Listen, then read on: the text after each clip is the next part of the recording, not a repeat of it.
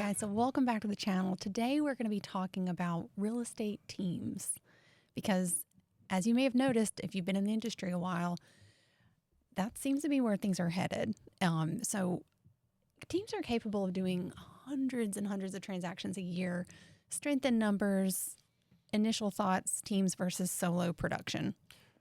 My thoughts, and if you're on a team, if you're operating a pretty high producing team, when you're out looking for business, it always looks good when you're a brand new agent. If you're brand new and you're saying, hey, I'm a solo agent, can I help you sell real estate? Or I'm backed by a really successful team out here in this neighborhood. Our team has sold X amount. And you can just piggyback off the team's production, and especially if they have very good brand recognition. I think that makes a big difference. Yeah. I think there's something to be said for consolidating your numbers, which we see in our local market a lot. You'll have kind of a head agent that has maybe priority on the listing side, and then they'll add buyer's agents. So I think part of the discussion today that we want to go over on our channel was just team structures. And I don't think most agents consider the fact that it's not as simple as just adding agents, right? So from the perspective of an individual agent, for starters, have you ever worked on a quote unquote team? When I first got into the business, I was on a team for a little period of time. Mm-hmm. It was a structured that the leads were provided, and then I got paid a 50-50 split, but after everything, it ended up being like a 30, everything else to the broker. That's true. But it was designed to work in bulk. So, the more leads I worked and the more leads I closed, it started averaging out, but you are busy. Yeah. But again, the team leader procured the leads, so you don't get paid as much.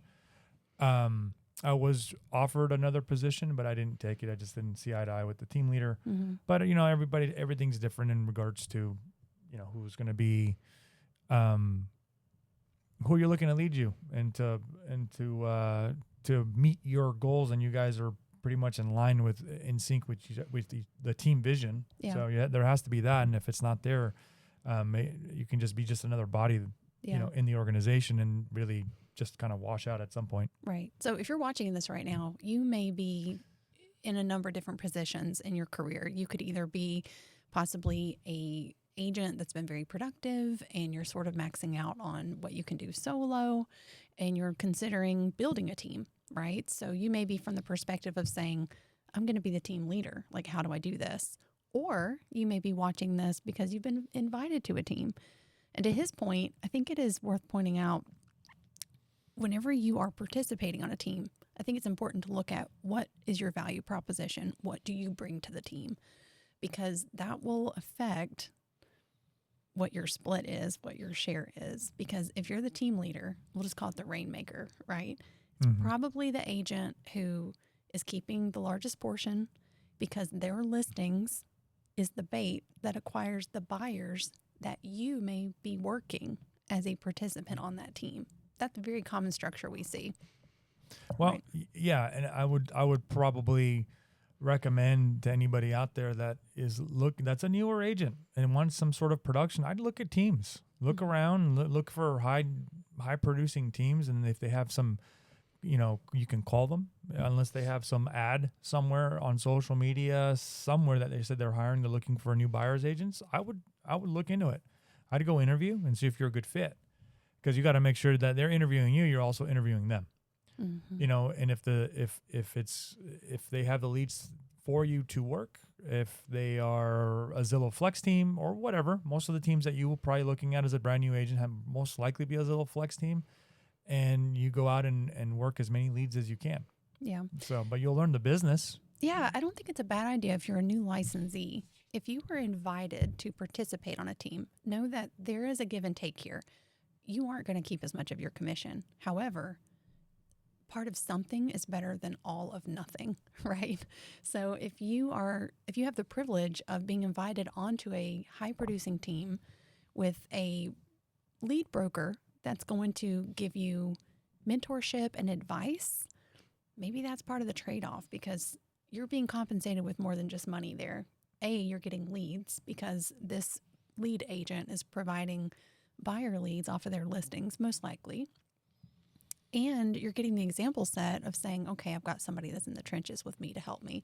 Because depending on how involved your broker in charge is, more often than not, if you're part of a large franchise, and of course we've talked through boutique versus big box brands, we can't speak to what your environment is. Well, to your point, that's what I mean. Like you have to look because some teams might be in a big box, and the team is in that, and then that's your and then you're going to resource. that team inside the umbrella, right? Yeah. And then you're getting the split from the team member, and then you still get the split from the broker. Yeah. So that can dwindle down very Second, quickly. that's why those are designed. That's designed to work those leads in bulk. You're probably working 5 to 7 leads a month. Right. Consecutively, because you have to be on a team that if that's the kind of team structure that they're in a brokerage, you have to look at what you're going to take home, right? So that being said, you might have to make sure you're working 5 to 7 leads or more a month on the buy side to make sure it averages out a pretty good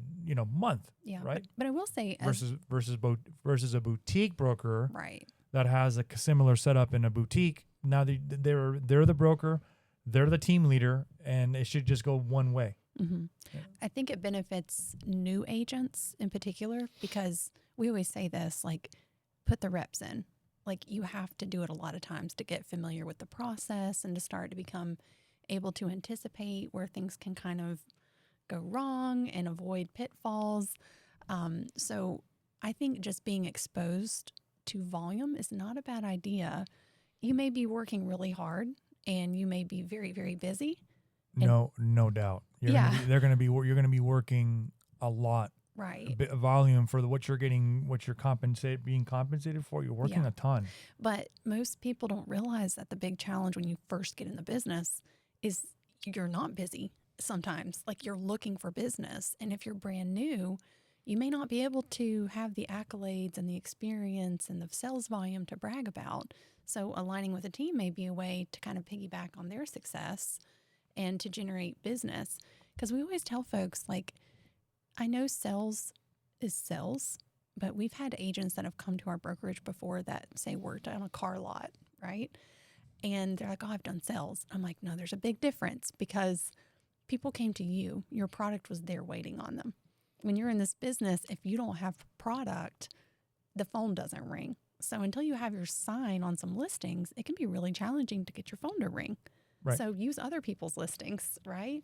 So maybe being on a team has some advantage to that as well. So I do see where it can be beneficial to the team lead because you're making the most of your time, you're leveraging your listings, they're obviously getting cut of your work as a buyer's agent. So that's a structure you see very often. Well, keep in mind that that's one of those teams that they are looking for buyer's agents to work paid leads. Mm-hmm. That's one way if you're a new agent and you're looking to get in the business. That's a team structure that you may want to look at. Now, there's other teams that aren't paying for leads, but they've been doing business for 20, 25 years. These are leads that they say, hey, look, we have an overflow.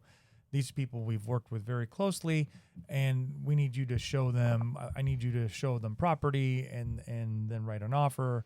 That's a little different because you might get a little bit closer mentorship because that personal team leader cares about their brand and their integrity. Yeah. So they're very particular on hiring that agent to work their overflow in their business. Yeah. So that's a different team setup that you can also look for.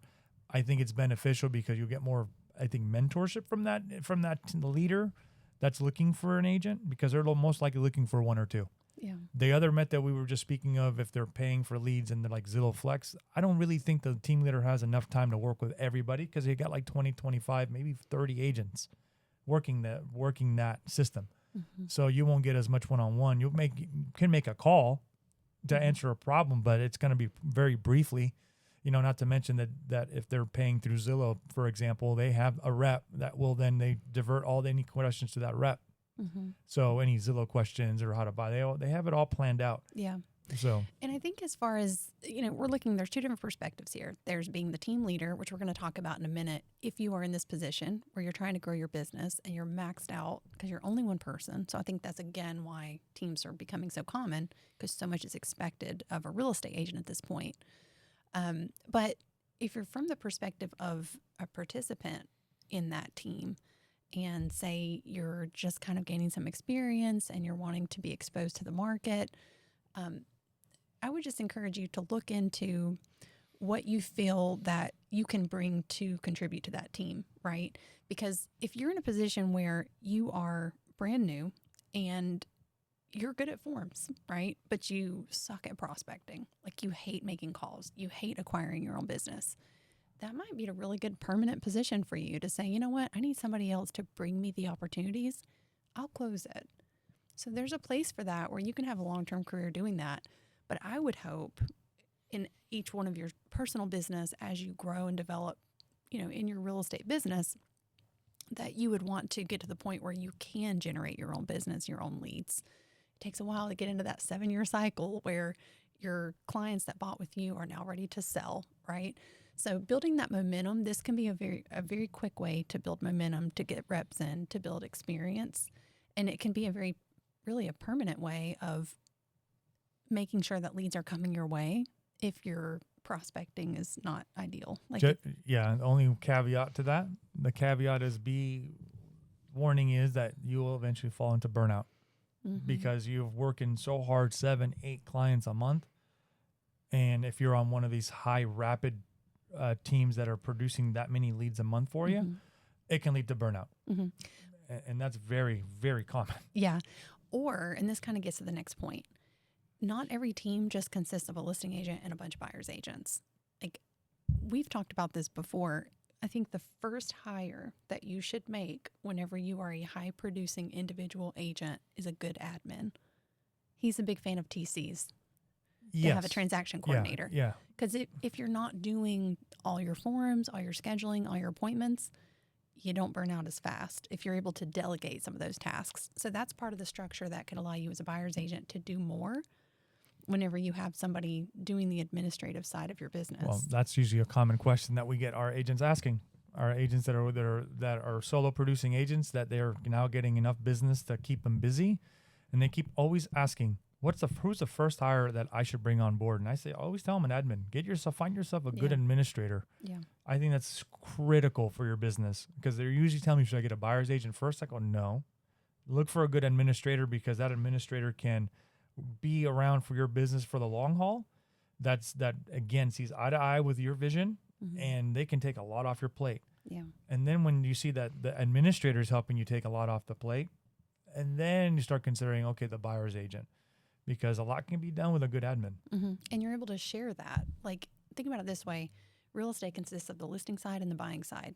An admin can support both to allow both of you to do more high volume.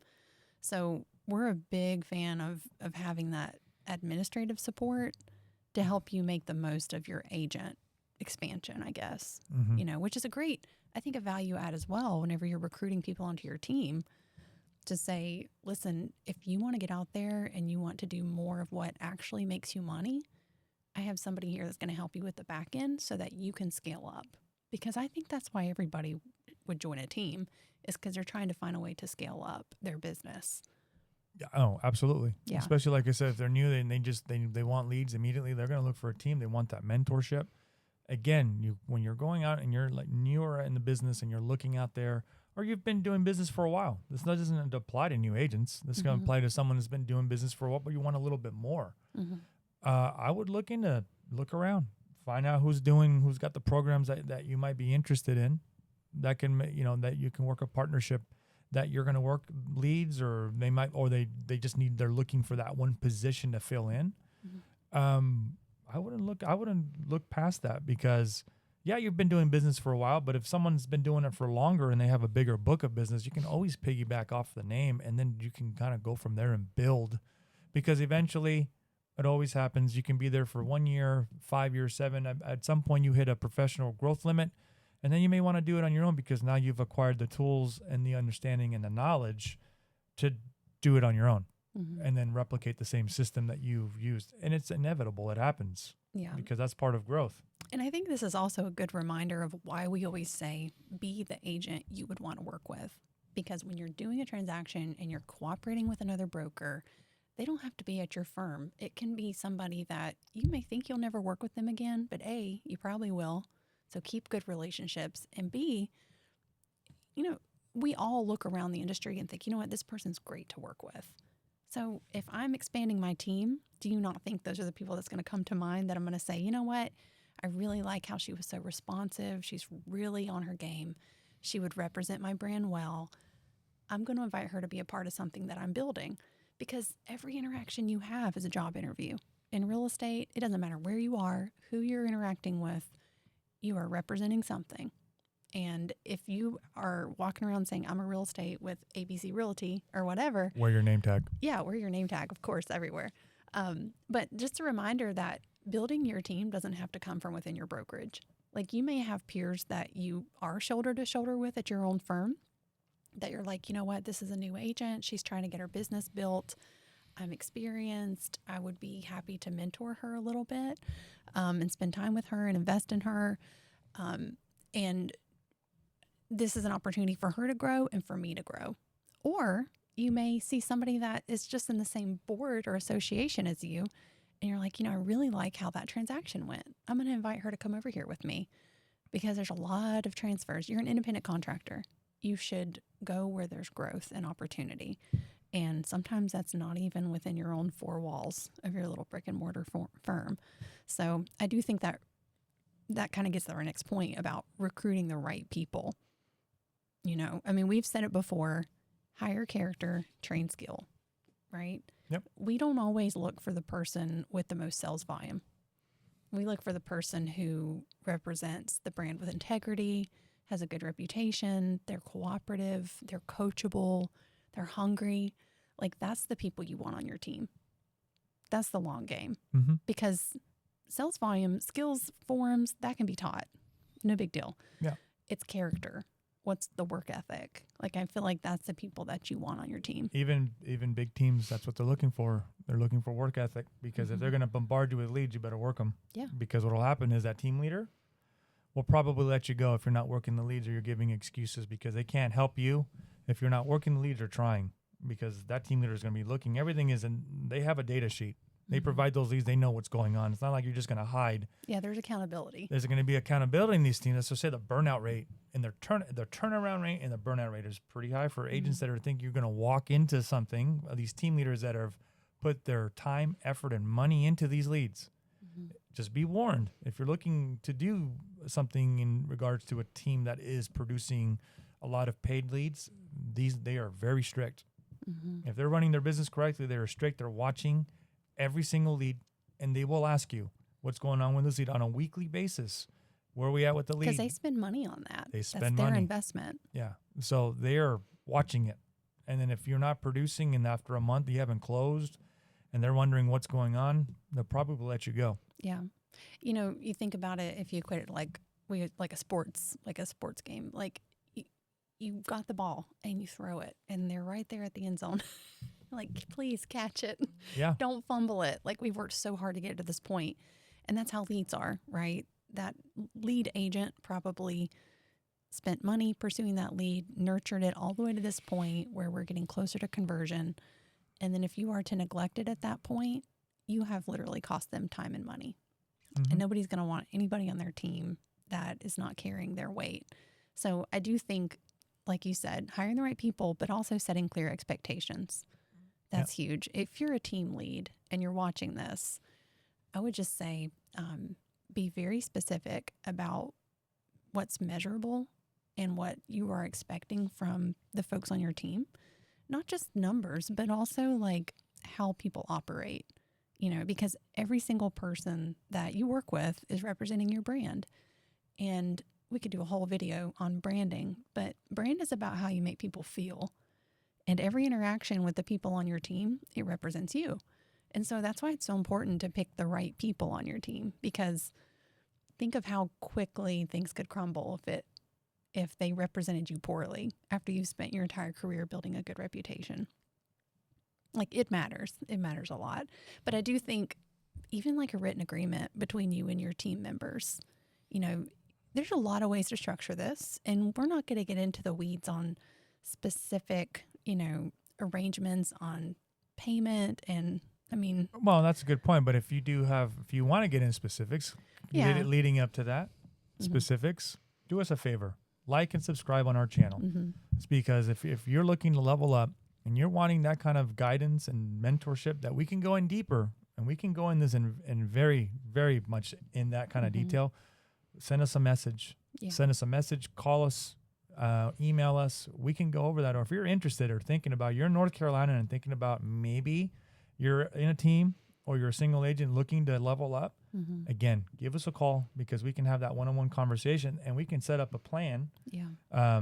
or some guidance, in regards to that. So again, and again, this is also sponsored by us. Us. This video is brought to you by us. We're True North Realty. So that's our brokerage. And really guys, we don't want to make it about the firm.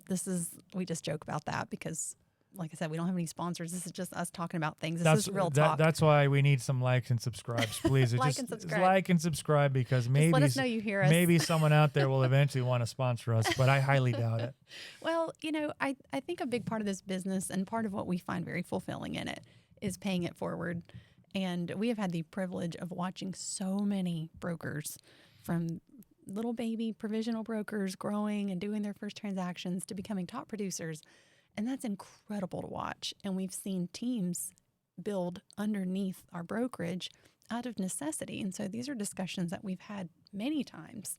So, that may be the point. If you're watching this, you may be at the point in your career where you are a solo agent at another firm and you're needing guidance on how to scale up. And a team structure within a boutique brokerage may be the right fit for you because you're going to get that mentorship. So I do think, like I said, we're not going to get into specific details here on the channel on a YouTube video because that is so specific to what your needs are, where you're at in your career, what you want life to look like. We always talk about that. You plan your business, you design your life the way you want it. So again, written agreements, very clear onboarding, very defined responsibilities. I think that's how you avoid resentment and confusion in a team structure because it doesn't matter if it's a real estate transaction or a business relationship. Misaligned expectations leads to trouble, right? So as long as everybody has the same expectations on how things are going to go, there's proper process and accountability. So I think that's a healthy structure no matter. 100%. Yeah. So, 100%. and I would also, kind of moving on to, this is more than just management of people, right?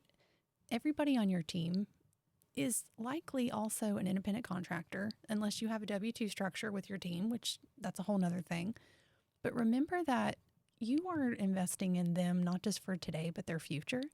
And I think there's something to be said for leadership versus management. It's more about their personal growth and professional development than just getting them to check the boxes and serve some limited purpose on the team for your benefit. People can tell a big difference there. Don't you agree? Yeah, I would say that leadership versus managing the agent, or you're going to lead them. So if you're gonna eventually, and it goes hand in hand, you have to manage the expectations of your team, or your brokerage, or whatever. Mm-hmm. That's even yourself. So you manage those expectations, but then when we're talking about leadership, you got to lead them. Mm-hmm. You might not have the answers to everything, but if you're out there and you're out there in the trenches with your agents and you're showing them how to do it and you're explaining, and when you're leading them, that goes a long way because it's not do as I say, it's follow me. Mm-hmm. Follow me it's a lot stronger when you're talking about leading a small organization to large organizations. Yeah. This is very good for anybody out there watching that you were prior military. This is a great field. You may want to explore this because you've been trained, especially if you were in any kind of leadership position, small unit leadership. This goes hand in hand. Mm-hmm. This business is all about showing and leading your people to the finish line. Because if you're the one that sits behind the desk and you tell people to do this and that and you cannot do it, you have failed. Mm-hmm. You have failed your people because they will just go somewhere else because then they'll figure you out that you don't know what you're talking about. Yeah. If you're going to say, hey, I need you to do this or I need you to go do that, prospect, Let me show you how to do it goes better than you should just look into that and do it. Yeah. I've seen that way too many times. I would imagine the turnover rate in that situation is far higher because people can tell a difference. They don't respect you. No, They will not respect you. They'll why go would they find people that Yeah. are attracted to leadership that shows them how to do the work, and they respect you. Right. And they'll stick around for a lot longer. Yeah. And I think that just an overarching theme of all this, and this really resonates because of how we lead our brokerage and the way that we look at leadership. And I do think there's a lot of parallels, military and, any other leadership position. That's just fortunate because that was my That's your experience, and I background. can see how it translates into this. And I think that people that are athletes or anyone in the military, Mhm. they do very well because they understand. They understand you have to lead your people. Yeah. If you're playing on a sports team, if you're the captain of the team is the captain of the team because he just didn't get that position handed to him, And I right? think He or she has yeah. done remarkable training, practice, and when it's game time, they show up, yeah. right? And then Yeah. people follow. I think that's the that. big difference with leadership. I think true leaders do not ask for people to follow them. I think you live in such a manner, you provide value to the people around you, and you be somebody that they want to emulate. And you invest in others because leaders cannot be selfish. Like you cannot. I think that's a unique thing about our real estate, about our field of real estate and the different roles we have here. Sometimes the top salespeople are not good leaders. Sometimes the top salespeople It are. happens in sports too. Yeah, The exactly. top athletes aren't the best coaches, Exactly. right? So it's the same thing with what you're going with this Mm-hmm. because they're not. I see it's just too. We see a lot of people. It's all There's big egos. all over the country and Yeah. possibly anywhere that's in real estate. It's big egos. It's me, me, Mhm. me. Yeah. I sold 100 million houses. I do this and that. Hey, that's great. That's Yeah. good on your when you're solo. Yeah, that matters. Yeah. But, But you wha- can't be looking out for yourself if other people are counting on you. But once that you have done that, and now you want to grow a business with it, now you leverage with a team, you have to step back. You got to step back. You have to now show others how you got to sell 100 million homes Mm-hmm. in your career, Yeah. because now your income will go down Yeah. because now you're trying to show others, and you will get frustrated. Mm-hmm. So that's the thing about people that want to create teams. They don't understand that they are now going in a world that you are no longer all about me. Mm-hmm. You got to watch out for the guy over here, the ones that you bring on, and to lead them there. They want to know how you did it, and you are the person that can either break or you can make their career or break it, because you show them how to do it. You will have a successful team structure. It's hand in hand. You Yeah. gotta lead them. Yeah. And, we always say, like, in a proper business working relationship, when you win, they win. Like, your focus should be on being the leader that they need and bettering yourself and making sure that you're worth following. Make sure you know what you're doing because they're counting on you. And I can't think of a better type of pressure to be the best version of yourself. And ultimately, I think that's what leadership is making sure that the people that are counting on you, like if you're a leader, the biggest disappointment to yourself would be letting someone else down, I think. That is the number one thing that would absolutely break me. Yeah. Is that if don't wanna disappoint you're the entrusted in our care. Mm-hmm. And that's a Marine Corps thing. You were entrusted in our care, my care. Yeah. To get you back home alive. And to me, the transition is, I need to make sure that I teach you enough to make it for your family, Yeah. to earn a living, a life by design, taught to you, and you were led to show this is how you do it. Let me show you, so you can do this with your family, because that's Yeah. important to me. Watching others able to compete with the other brokers out there, other agents that are top notch, and be able to, at the end of the day, earn enough for their family to bring home, Yeah. so they are not basically out of real estate and they have Mhm. to go get a 9 to 5. Yeah, it matters. I mean, that's how they feed their family. I mean, that whenever we bring somebody onto our brokerage, first thing we do is sit down and talk through, what are your goals? What's your why power, right? Like there's willpower, which is great. I understand that. Discipline's important. However, what is it that inspires you? What are your goals? What's your why? Right? What's your Comment why? below. Yeah, We love to hear these comment things. below, and again, more in depth. Reach out to us. Like and subscribe on our channel. And then just, I said, don't be afraid to reach out. We can talk about this, especially if you're thinking about making some sort of move. Let's have a conversation. I'm just Yeah. going to say that because I get really passionate about this because I see it time and time again with leadership that you see that these other brokers out there, your competitors, and then you're searching for someone to lead you. Mm-hmm. And then you've gone to places and they just Drop the ball. They just drop the ball Yeah. because you're just another number. Yeah. You're just another unit in the organization that you guys come and go. That's big box mentality. They just recruit in mass. They do have their trainings, don't get me wrong. Yeah, they want you to be successful, but if you're not, it's no skin off their back. And that's concerning. Like, you need to make sure that whoever you're following, they're actually invested in your success. Because that's what that's what we're looking for. We're looking for folks that want to be part of our organization, we're looking for leaders. Mm-hmm. That's the number one thing. Leaders that want to eventually learn, are coachable, and they can Pay it emulate forward and pay it forward. Lead. And Yeah. the biggest thing is that they are able to copy the system, and then they can just pay it forward to the next person that comes under them, right? Yeah. So Yeah, it's the best type of organic growth within an organization is whenever the people care about. replicatable is the word I was looking for. Yeah, It has to be able to be replicatable. Mhm. Not to mention, it's replicatable enough if you're moving to a different part of the country, Mhm. that you can grab everything you learn and then take it somewhere else and replicate the same system all over again and be successful. Mhm. Yeah, that's a long game, right? No, there's no agent that should want to be reliant on being spoon-fed. They want to be an independent agent. They want to be able to grow and expand and pay it forward to the next generation of agents. Like, that's what you should ultimately want. And I think that really impacts the culture of what you're creating as you build a team. It doesn't matter if it's a small team or a big team. Work culture has to be preserved and protected. And the way you do that as a leader is maintaining that standard. And because everybody looks around and says, okay, they're allowing this to happen, I must be able to slide a little bit. You want everybody to want to contribute to the team in a way that makes the team proud, because you're representing the people that are to your right and your left. So I think that's important. And whenever agents feel as though their peers are investing in them and they're celebrating their success, that inspires them to do the same. Mm-hmm. And one bad apple, it really can.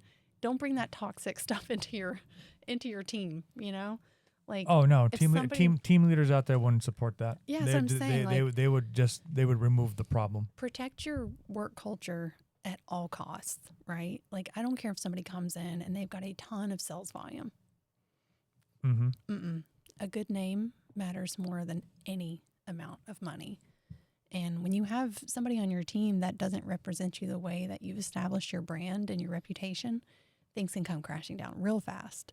So that's a big thing. Of all of these things we're describing, it starts at the top and it trickles down. So obviously, if you're listening to this, you may be considering leading a team, right? But if you're considering being a part of a team, this is the type of leadership that you should seek, I think. And this should be the type of team member that you want to be as you're entering into that. And we see it every day. So that's, again, that's a big reason why we even have this channel, is having these discussions, because we have done this a long time. We've seen a lot. We've seen a lot of good examples, a lot of bad examples, and we love having these conversations. So we really do encourage you guys to hit the notification bell so that you'll be alerted when we have new videos, because we really want to hear from you guys. I think our primary audience on the channel is other real estate agents, obviously. I don't care if you're in North Carolina, if you're from a different state, if you're brand new, if you've done this for decades, just chime in on the conversation. And then also, we'd love to hear your thoughts on what you want to hear about next. Like, we film a couple of these a week, and they're very conversation based. Our industry is evolving and changing, and Teams is a big part of that. So definitely welcome your thoughts and encourage your personal growth. And if we can contribute to that in any way, please do reach out.